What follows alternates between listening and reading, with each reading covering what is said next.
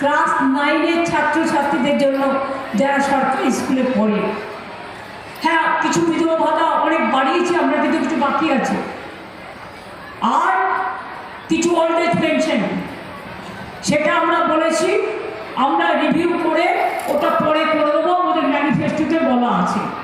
কারণ কেন্দ্রীয় সরকার আমাদের রাস্তার জন্য টাকা দেয় না 4 বছর ধরে, 5 বছর ধরে, বাংলার বাড়ির টাকা দেয় না, এবং রাস্তাঘাটের টাকা দেয় না, 100 দিনের কাজ করিয়ে টাকা দেয়নি।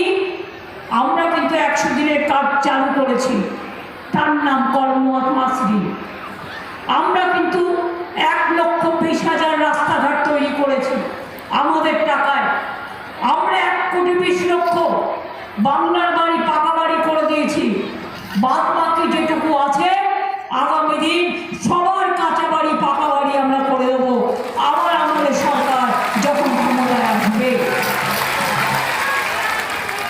আমাদের অঙ্গীকার এবারে সরকার আসলে, আগেরবার বলেছিলাম Lakshmi Bhandar, smartphone, smart card,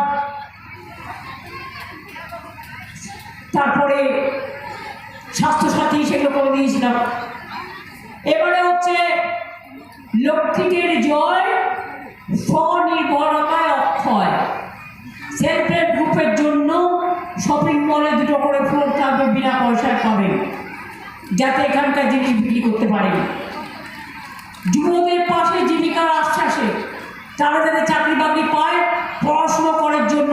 এটা ভাতা নয়, এটা ভিক্ষে নয়, এটা তাদের অধিকার, তাদের পকেট খরচার জন্য দেওয়া হচ্ছে।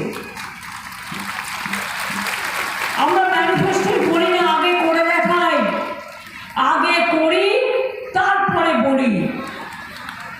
যাদের বাকি আছে, প্রসেস চলছে, তারাও পেয়ে যাবেন। বাজেটে কৃষকের হাসি। আলু চাষের চিন্তা করার কোনো কারণ নেই, যারা বাইরে বিক্রি করতে চান করতে পারেন, বাদ বাকিটা সরকার যতটা পারবে কিনে নেবে। আর যাদের আলু নষ্ট হয়েছে তাদের জন্য ইন্স্যুরেন্স করা আছে, তারা ক্ষতিপূরণ পাবে। আমি প্রশাসনকে বলবো, মিউনিসিপ্যালিটিগুলোকে বলবো, পঞ্চায়েতগুলোকে বলবো, পুরুলিয়া যেমন রূপসী বাংলার রূপ, একদিকে পলাশপুরের লাল আবির, অন্যদিকে রূপসী বাংলার জয়চণ্ডী পাহাড় বলুন, অযোধ্যা পাহাড় বলুন, আজকে কিন্তু সব পরিবর্তন হয়ে গেছে। কি সুন্দর তৈরি হয়েছে, কত কটেজ, কত মানুষ আসে পুরুলিয়াকে সবাই